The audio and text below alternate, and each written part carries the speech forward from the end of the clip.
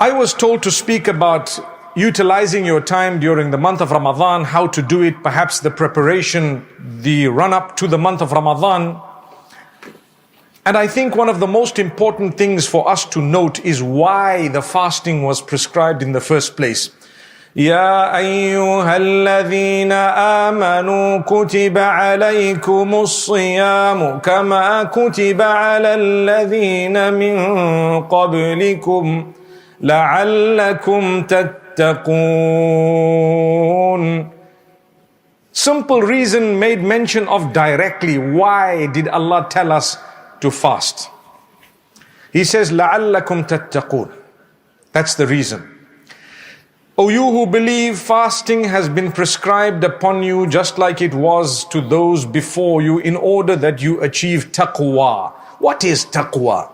When you hear people speak about it, they say the consciousness of Allah, the fear of Allah. What else do they say? They say various other things. I'm sure you've heard consciousness of Allah, taqwa. I'm sure you've heard the fear of Allah, taqwa. There was a question that someone raised a few years back which resulted in a beautiful explanation that I want to share with you. They said, the question from a young lad, why should I be scared of Allah? Meaning that when you say fear of Allah, fear Allah, it's a good question. One of the primary things you and I need to understand is the consciousness of Allah, which means to know that He is your Lord, He made you, He is in control of everything on earth, and you are going to helplessly go back to Him. Helplessly go back to Him, meaning the day you are in your last, no one and nothing will be able to delay you by a moment. Inna ajalallahi idha jaa la yuakharu law kuntum ta'lamun. If only you knew, when the fixed time of Allah comes for you or for anything or anyone, it will not be delayed, not even by a moment. You gotta go, you gotta go. You could have had all the wealth on earth or all the health on earth, but your time is up, it's up. Something will happen to ensure that you're gone. So I need to be conscious of that all the time. All the time, I need to keep thinking about the fact that I came from somewhere, I am somewhere, and I'm going somewhere. Consciousness.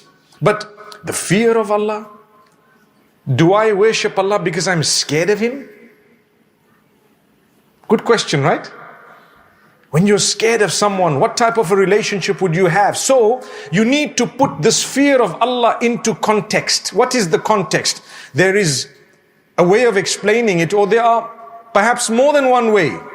There is more than one way of explaining it, perhaps. But here's one. So when you love someone, and you love them dearly, think about someone you love. You love them so much. I'm sure you guys have someone in your minds, right? Oh, the way you're nodding your head, I hope it's halal, bro. You have someone in your mind, I love this person so much, right? Would you do anything to hurt them? Would you do anything to be in their bad books so the relationship is disturbed? Would you do something like that? The answer is no. Why don't you want to do something? Because I don't want to spoil this relation that I have. Do you understand what I'm saying?